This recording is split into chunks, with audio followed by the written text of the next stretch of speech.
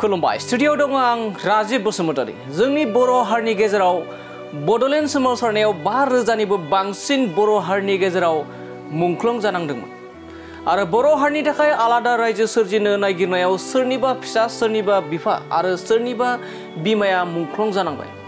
बेनि गेजेरावनो आइजो माहारिनि गेजेरावनो बड'लेण्ड सोमावसारनायाव गिबि मुंख्लं जानांदोंमोन मुंख्लं गायदे बसुमतारी आरो हेलेना बसुमतारी बिथांमोना।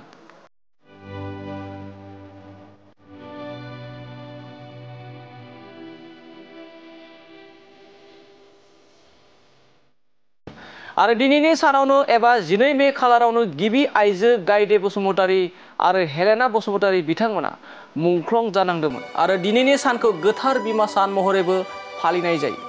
आरो बे समाव फोरमायबावोदि 12 मे आरो दिनैनि सानावनो बर' हारिनि गेजेराव बड'लेण्ड सोमावसारनायाव गिबि आइजो मुंख्लं जानांदोंमोन आरो बिथांमोनानो जाबाय गायदे बसुमतारी आरो हेलेना बसुमतारी।